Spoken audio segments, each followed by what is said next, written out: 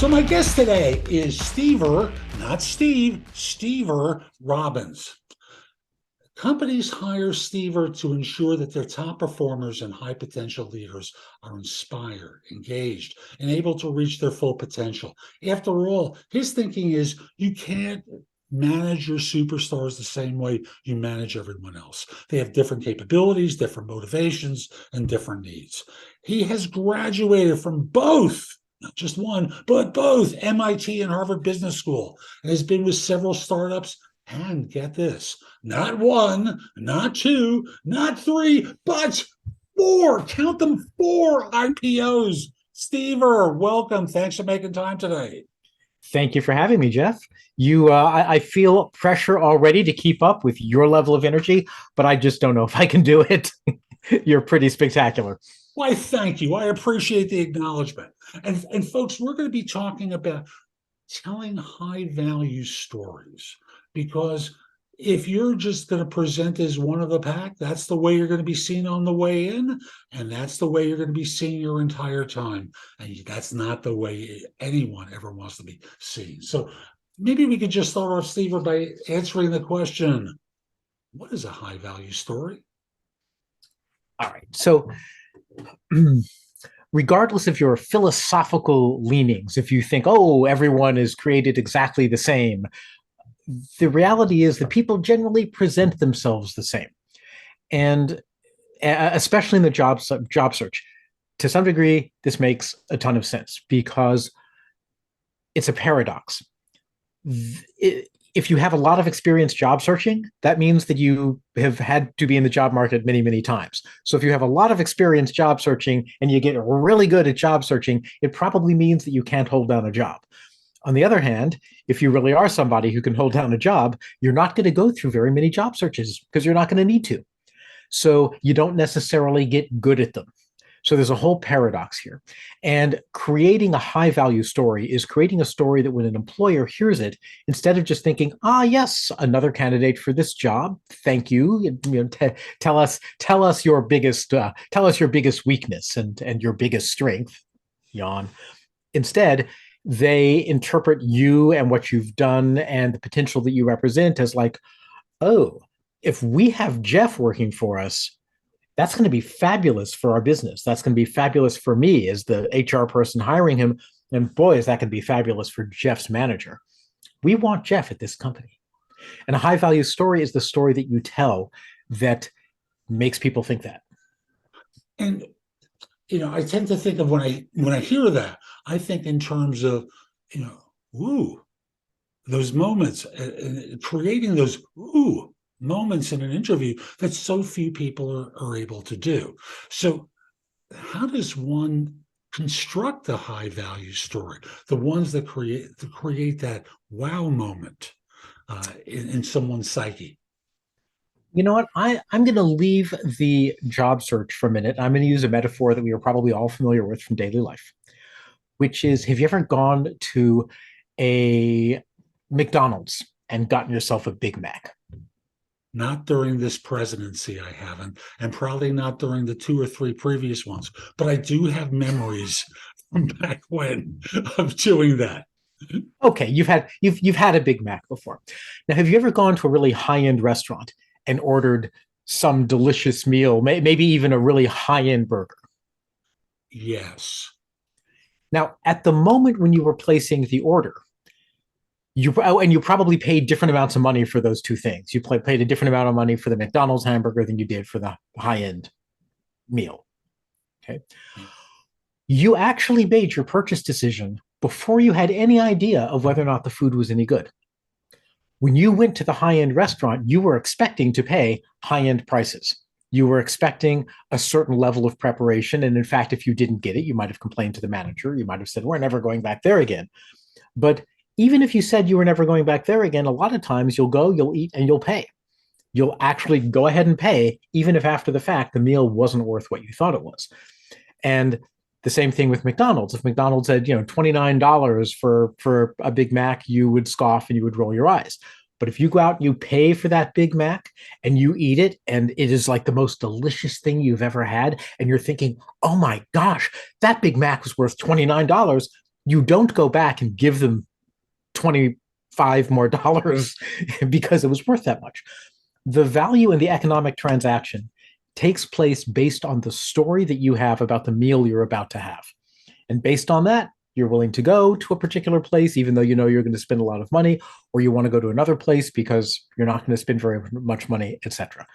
So that So suggests, I'm going to interrupt you here for a second. yeah, That suggests that the branding of the establishment creates the value proposition that makes someone want to spend 25 more dollars on getting that burger because it has created the expectation that it has that value.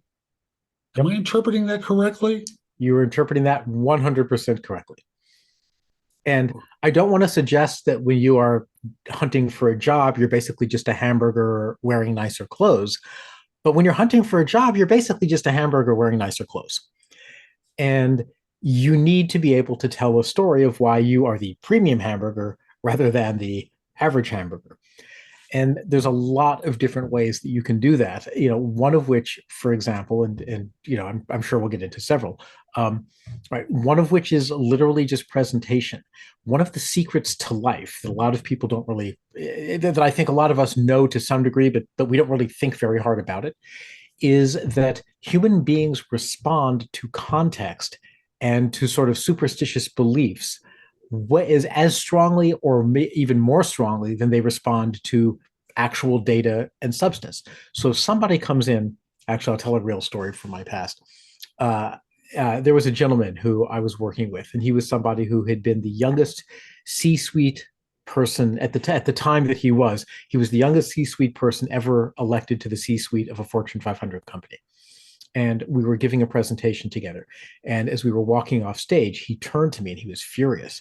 And he said, "I never, ever want to be seen with you like this in public again." And I said, "Seen like what?" And he said, "That suit you're wearing."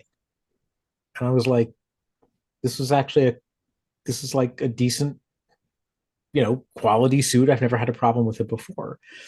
And he said, "Yes, except if you wear a $2,000 suit, people will know that it's a $2,000 suit. More accurately, most people won't know. Most people will just see you're wearing a suit. But the people who know how to tell the difference will recognize it as a $2,000 suit, and they will not haggle on price. Because when they see that you're wearing a $2,000 suit, they will immediately assume you're a premium product and you're at the top of your game."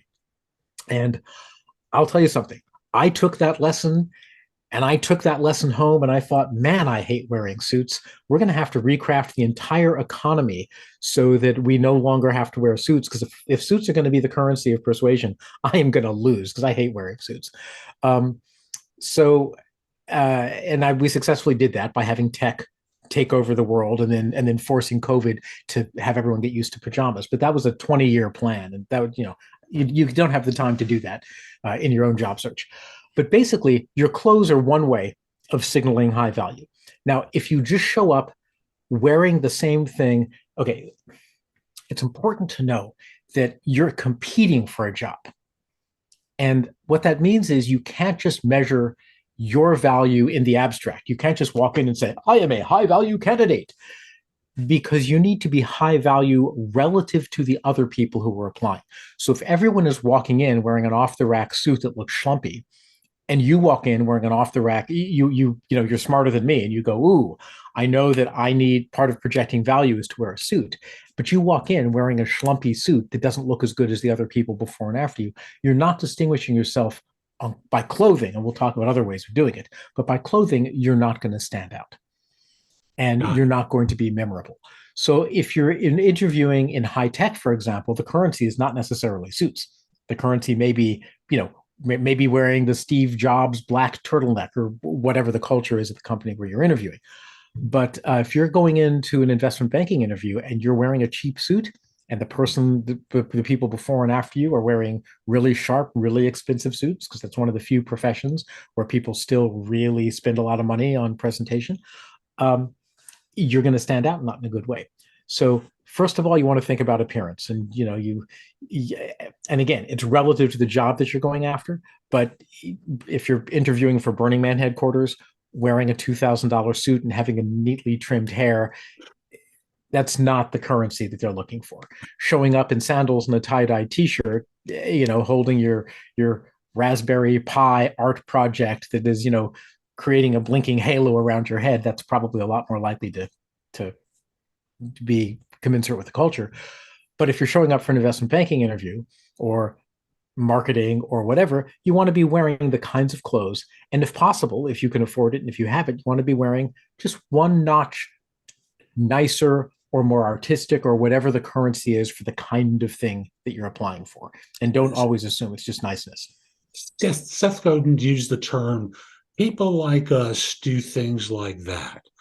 And you want to be one of those people who represents the elite in an organization, or an elite, high value, top performer, super successful, whatever term is appropriate for the type of position you're competing for, presentation.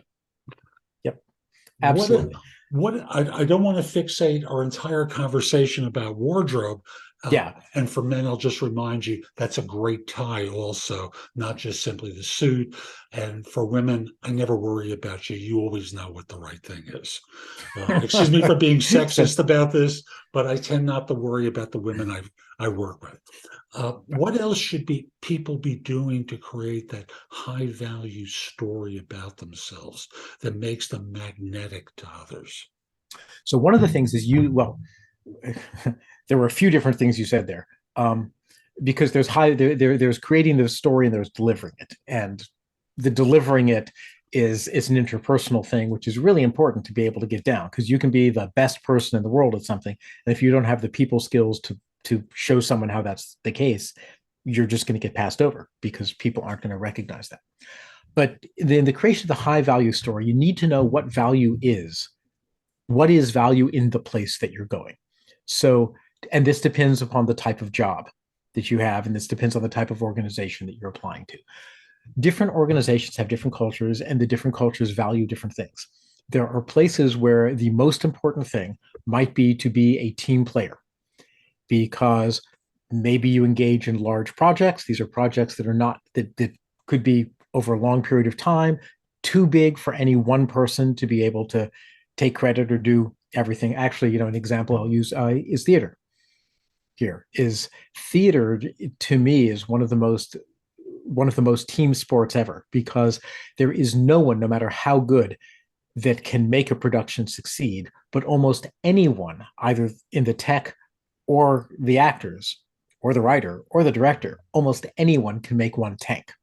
So in order to make a successful theatrical production, everyone really has to work together. And the kinds of qualities that might be really prized there is the interpersonal pieces, and the pieces of knowing how to do something that is very much integrating both technical aspects and individual performance, et cetera, et cetera, et cetera.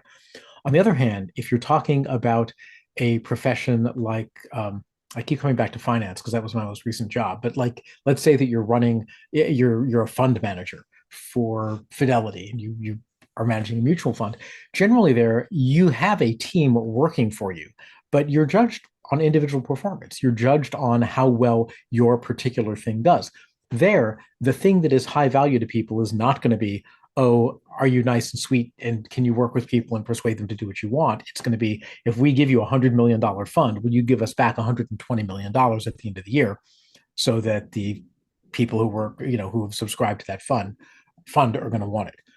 So step one is you need to understand what is it that's valued in the organization and or the industry that you're working in. So I think we're recording this right in the middle of Elon Musk's first few weeks as the owner of Twitter. And one of the things that Elon did, I think his second day there, is he wanted all of the programmers who had recently worked on the code base, he wanted them ranked by the number of lines of code they changed in the code base. And he basically fired the ones who didn't write very many lines of code. So that's a really explicit statement that what he values is lines of code written. Now, if you're a programmer or if you have worked in high tech and actually know anything about programming, you will realize that's actually a really, really bad metric. And paradoxically, more lines of code is not necessarily good. No, It means sloppy it, code. right, exactly. So, so what that, but yet he was the boss and he was the person who made the decision as to what criteria to use to fire people.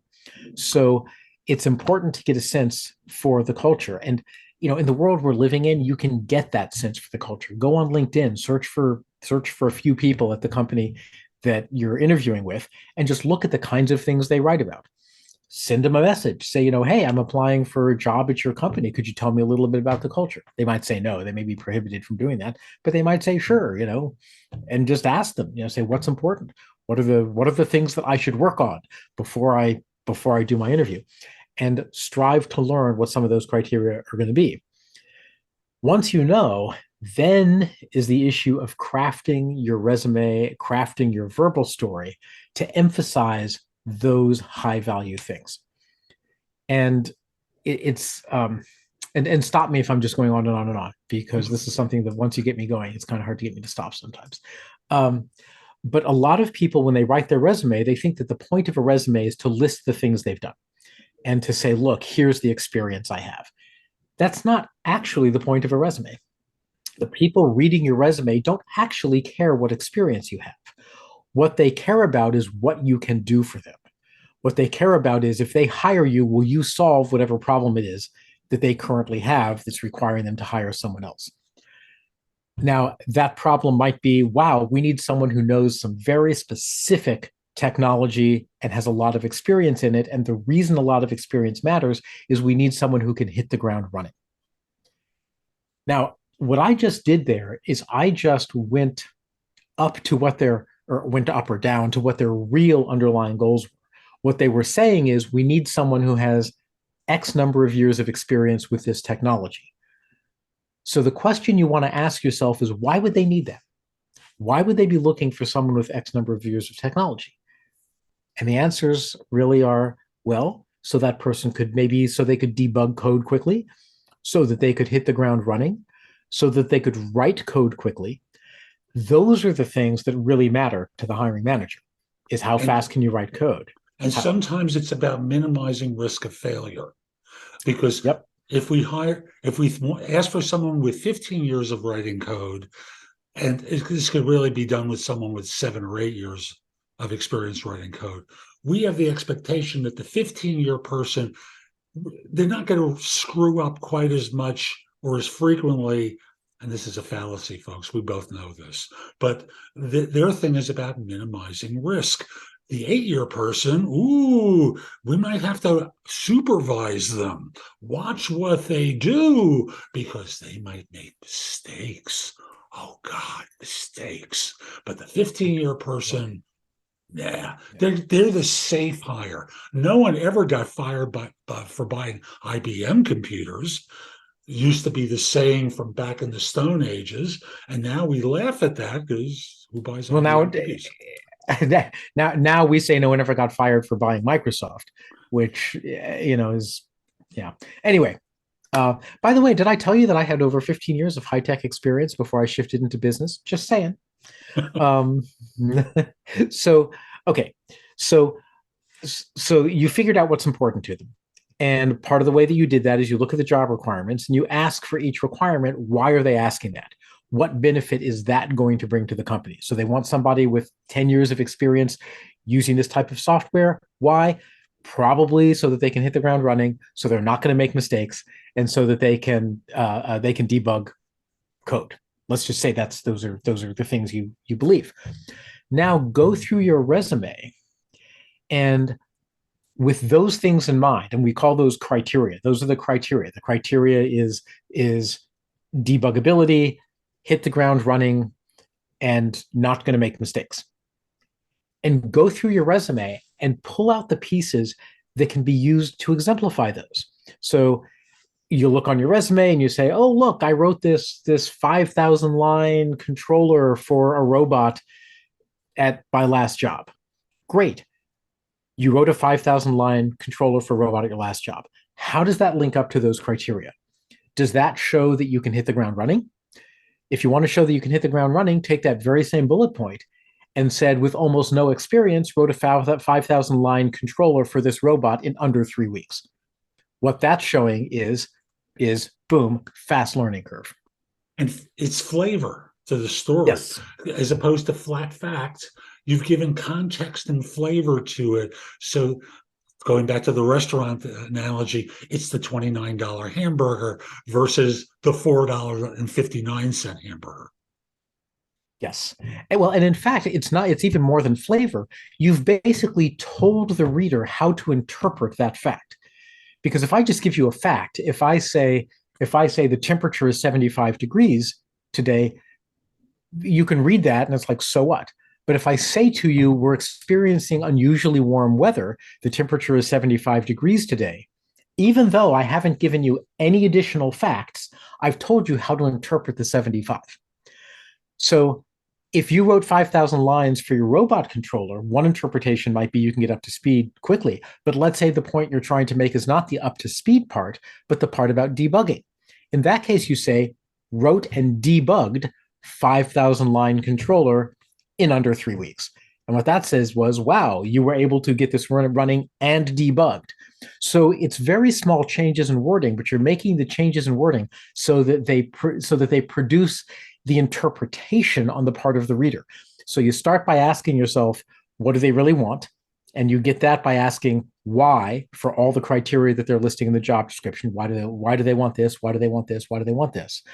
Once you know what those criteria are, now you go back into your resume and you pull out the points that are going to support those criteria, and you just make it a little bit clearer. You make sure that each point includes just enough context that it guides the interpretation of the reader. So by the time they're reading the facts, you've already told them, here's how to interpret it. Just today, I was helping someone with a resume, and this person is a young person who has constructed rocket engines as an undergrad. This is like something that usually you do in industry or in grad school, but they went ahead and did it as an undergrad. They constructed rocket engines. I'm kind of like, wow, I made rocket engines when I was a teenager. We had these little things that were like this big, and we stuck them inside a cardboard rocket and we lit the fuse.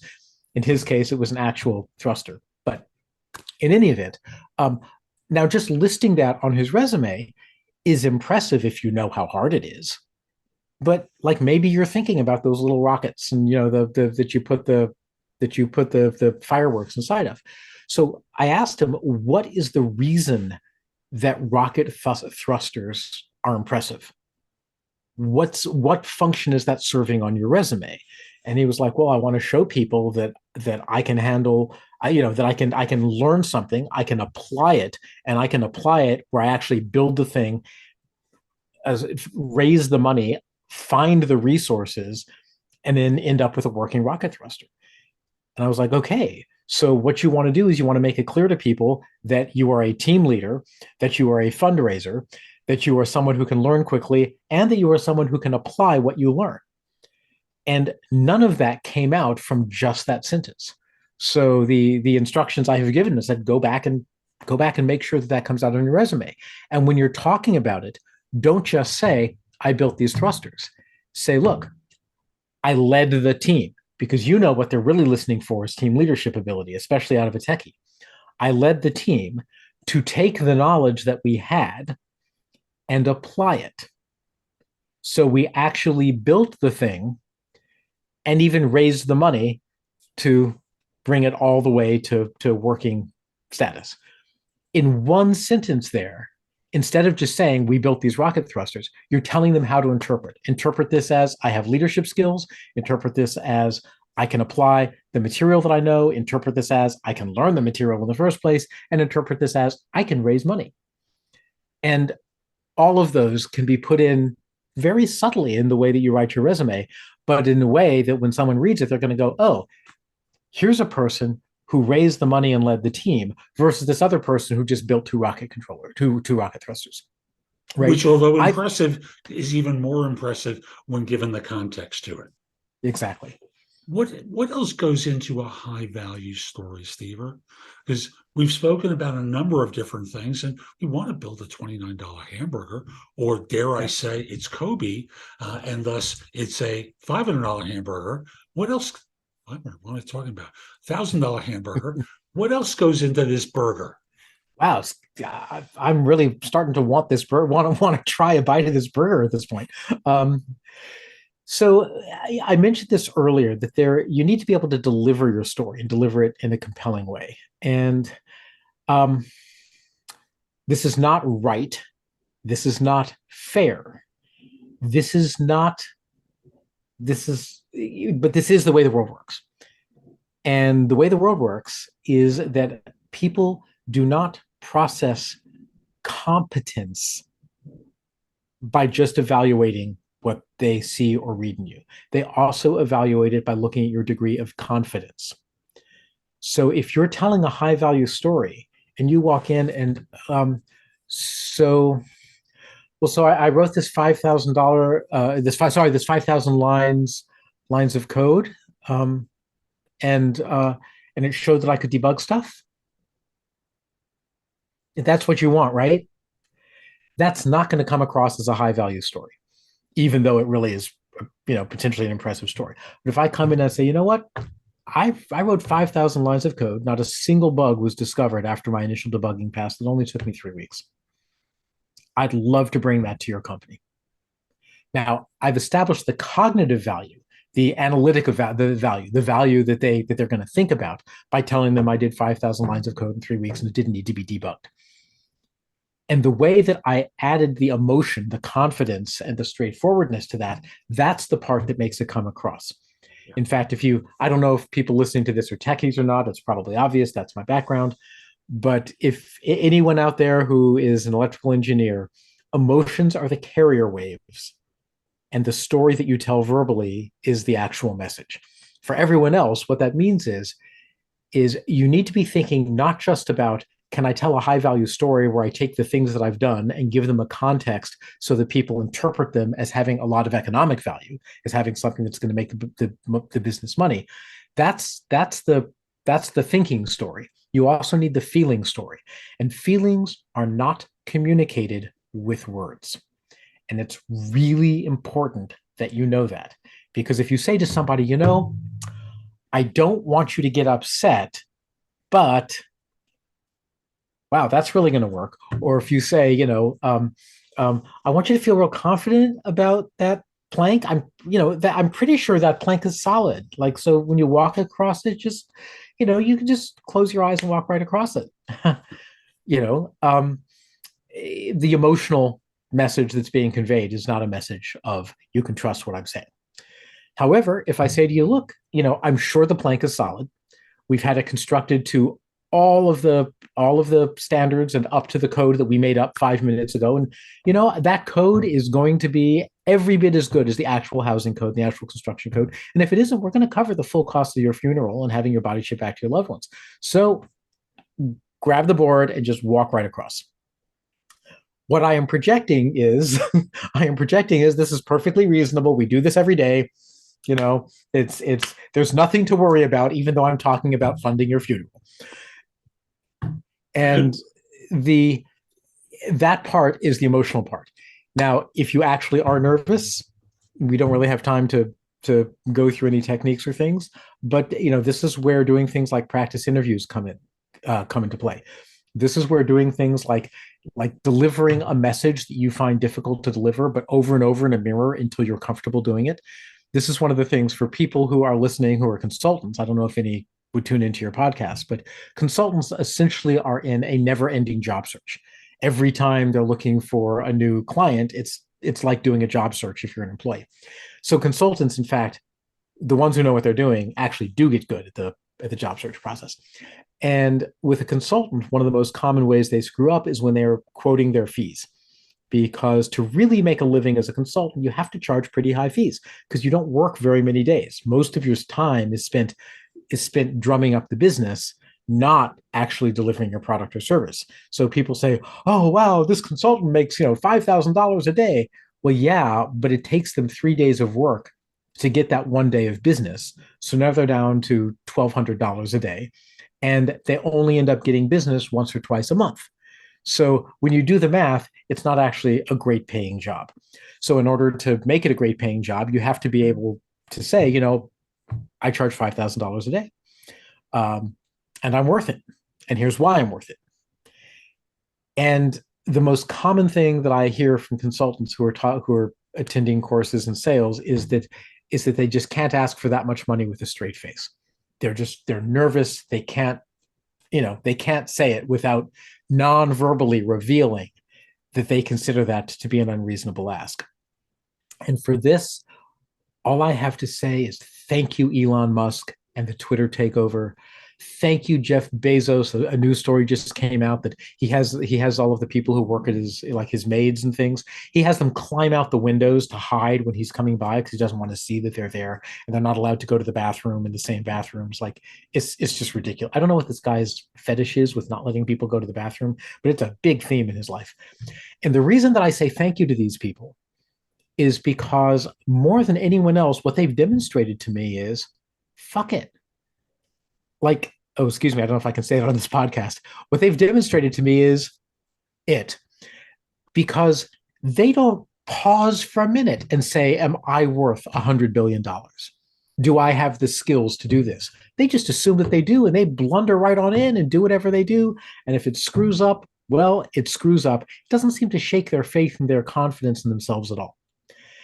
And and so I would advise all consultants, I would advise everyone, drop the idea that the number means anything.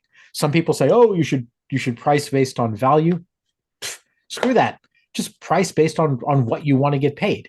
And the only time that you need to think about the value piece is when you're looking at market rates.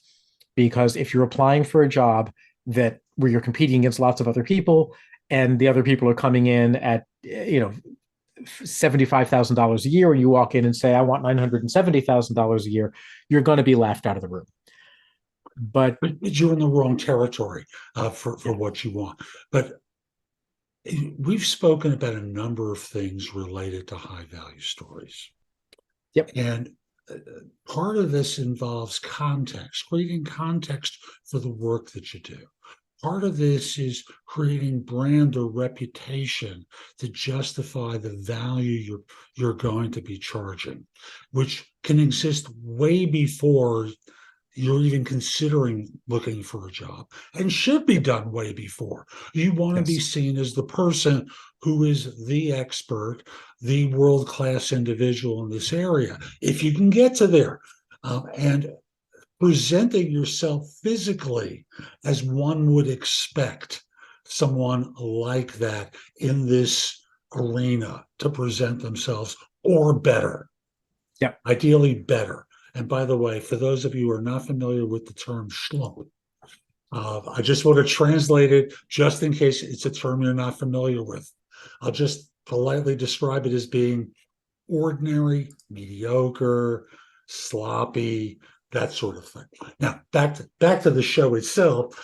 Yes. We're looking at ways to create high-value stories around you so that you're the one who they want to choose. And you're seen as that top 1% individual, or better yet, 0.1% individual, instead of being one of the 99. Yep. Even in the stories that are told about wealth in the United States, it's always the top 1%. These are the elite. Yep. Don't you want to be there, or are you just happy being in the 99%? And this isn't about money; it's about opportunities too. So, what haven't we covered yet, Steve, or that we really should? Well, first of all, I'm gonna just do a little thing here where I write like pop up. Whoa, that wasn't what I wanted to do. That's really funny. That's okay. I can't do the demonstration that I wanted to do. Well, that sucks. But it is what it is. Okay, it is what it is. Well, what I was going to do is I have a webcam, which when it's working, it shows you it shows you a beautiful background of a very high status office. Now, it's clearly a virtual background, right? Anyone who knows how to look for these things will be able to tell, but it still triggers the emotional reaction in people of, wow, he's calling in from his skyscraper and down, in Manhattan. As it is, I'm going to blur it so you can't tell I'm calling in from my bedroom. Um, so there's actual technology that you can use to help affect the impression you're giving. But also, as you were mentioning, you want to get your name out there. And the phrase personal branding, I think, has gotten kind of trite. We used to call it reputation once upon a time, but it's really become important. It's funny because I have heard a lot of people say things like, oh, it shouldn't matter. It shouldn't matter if I'm posting on LinkedIn. It shouldn't matter if I have a blog. And you know what? I actually agree. It shouldn't matter. But it does. But it does, because if somebody Googles you and because that's a lot of people do that now. If you're gonna be called in for an interview, so if I were interviewing someone, I would Google them to find out something about them. I would look at their LinkedIn profile, not because I should, but because I want information about them. Actually, if I can, I'll tell a story in just a second. A fun story, a horrifying story for those of you for those of you who are interviewing for jobs, but a fun story for those of you who are interviewing other people for jobs. But basically, write a few articles, get some posts, and do this really strategically. Like, decide what it is that you want to become known for. If you're a programmer, which is a lot of the examples I've been drawing from, write some articles on programming. Now, a lot of programmers, you have to have your GitHub repository, and you have to have code samples, and you have to pass your coding challenges and all that stuff. But everyone has to do that. So to make yourself stand out, write a couple of articles about how should you choose the optimal programming language for a task. Because I'll tell you something, other people aren't writing those articles. And in your application, well, so number one, first of all, when you're applying for a job, say, by the way, you should check out my blog where I've written about my philosophy of coding. Things like that are going to distinguish you. Like, oh, he's not just a coder. He thinks about coding. He actually has a philosophy about coding. Let me go read about that. Now, interestingly, that will disqualify you from some jobs because maybe your philosophy goes counter to the way that company does business, but that's fine. Great. Because the ones for whom your coding philosophy is in line, they're going to be really interested in you. And right? The ones that aren't, you shouldn't be working there because they're going to dull your senses and turn you mediocre. Yes, very, very much. I mean, one of my emphasis personally back when I was in high tech, which was a long time ago, but when I was a programmer, I emphasized maintainable code. So if you were building a code base that you wanted to last for years, that you wanted it to be easy for people to debug, easy for it to be extended, I was your man. If you wanted a code base that was lightning fast, I was not your man. And in fact, the way that I worked best is you pair me with somebody who optimizes my code afterwards. So I write this uber maintainable code, and then they come along and they make it fast. And at this point, I recently found out that a code base that I wrote as an undergrad is still in use 30 years later. It is still up and running. And I'm kind of like, yay, I succeeded at that. Now, when I was at the company, this was the company owned by the guy who taught me to program, they valued maintainability. So they let me do that. That was the approach that I took. I later went to work for a company that did not value maintainability. What they valued was speed to market. And they were quite explicitly willing to cut quality and to make it so that the code base would be horribly difficult to maintain 5 years from now, as long as they could get to Comdex, which was this big trade show. I don't know if it even still exists anymore. By September. So if blogs had existed back then, which they didn't, but if blogs had existed, I would have written blog posts about maintainability, and the second company would not have hired me, and both of us would have been happier because I wouldn't have been spending all my time trying to push a maintainability agenda while they were saying, we don't care about maintainability, just hack something together so that we can ship it out and meet our numbers by Comdex. So if I'm interpreting this correctly, you're speaking to, and we're going to have to wrap up in a moment, but you're speaking to the notion that, again, understand what the value is that you offer an organization, and does it match up with their value systems? If it doesn't, it's the wrong place for you. You will die there emotionally. Your heart won't be in the work. It will eat you up from the inside. And that's not what you want to ever be doing. You want to go to environments that support you and nurture you and have the same values as you, maybe even challenge you, dare I say. Uh, Yeah. and and with that, foster um, that world-class behavior. That And get it out there. Make sure there's visibility into it, because without the visibility, it doesn't matter if you're behaving that way. No one will know that you're behaving that way. And and yeah, folks, some of you have seen my shows before. You know, one of the things I talk about is who knows about you. If no one knows absolutely. about you, you're invisible. And being invisible doesn't help you at all. Steve, this has been great. How Cool. can people find Thanks. out more about you, the work you do, everything, please? Sure. Well, I mean, obviously, I do work with high performers because it is very often the case that if you have one or two high performers and you unleash them to do the thing that they are best at doing, right, they can be as valuable as half of the rest of your staff put together.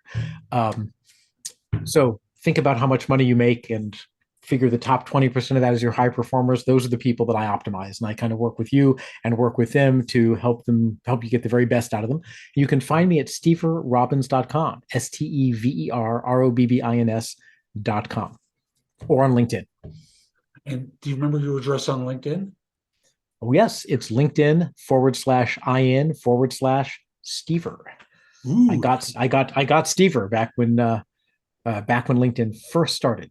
Let me just double check that because it's linkedin.com/IN/Stever, STEVER. yes, I don't Are think we you need right? my last name. You Nope. don't. It's just /Stever. Yes, I Stever, got Stever. Ha ha ha. Stever, thank you. And folks, we'll be back soon with more. I'm Jeff Altman, the Big Game Hunter. Hope you enjoyed today's show. If you're watching on YouTube or elsewhere where you can give something a thumbs up, please do so. It does help other people with discovering the show.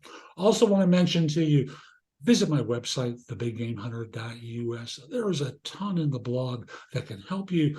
Plus, if you need to schedule time for a paid coaching session with me, find out about my courses, books, and guides. You can all do that at thebiggamehunter.us.